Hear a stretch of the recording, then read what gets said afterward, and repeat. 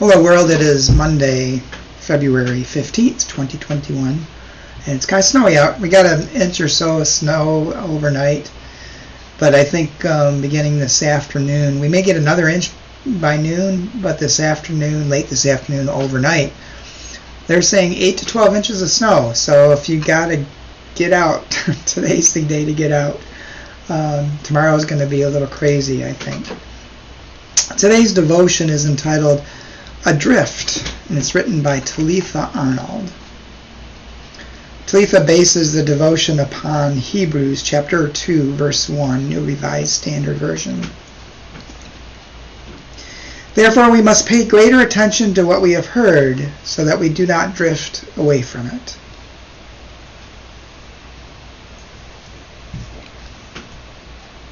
And Talitha writes, growing up in the Arizona desert, I didn't know much about boats until the summer I worked at a YMCA camp in Pennsylvania and led canoe trips down the Delaware River.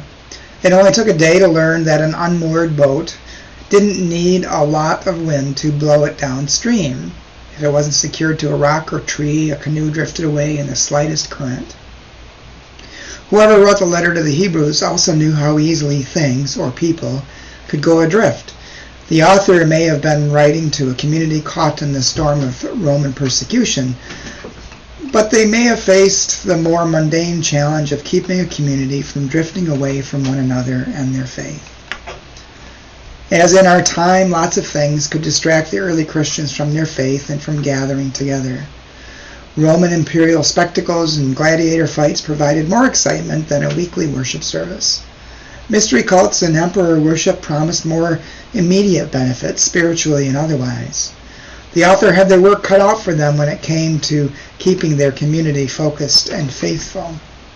Moreover, as with most letters and sermons, the author may have been writing as much to himself as to their congregation. I know I can, and do, drift away from God's presence as easily as anyone else in the community I serve.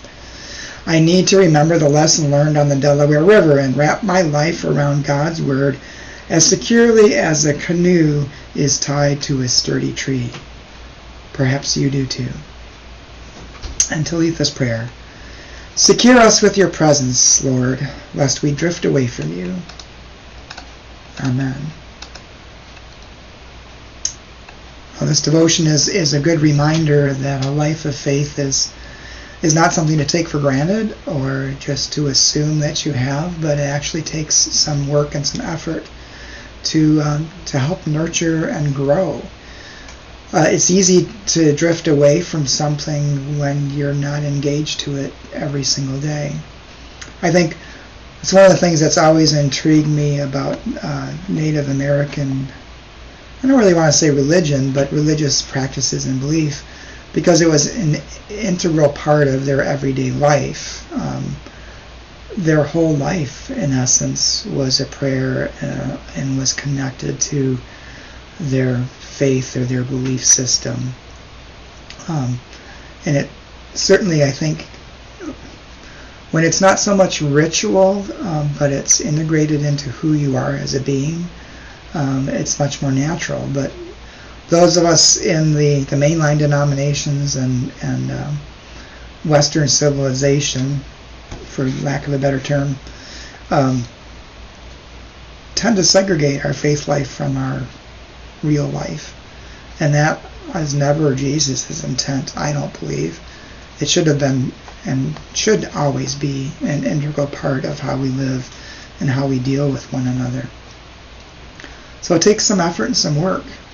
Even if it's just setting aside some time each day for prayer, for reading, inspirational things, for scripture, for just contemplating nature and God, or just being intentional whenever you're out and about. Even as you're walking through the store, being aware of your surroundings, being aware of emotions coming from other people that are around you, and just lifting them up in prayer in a way, and just being conscious of yourself and of God's presence in you and how you can be God's presence for others.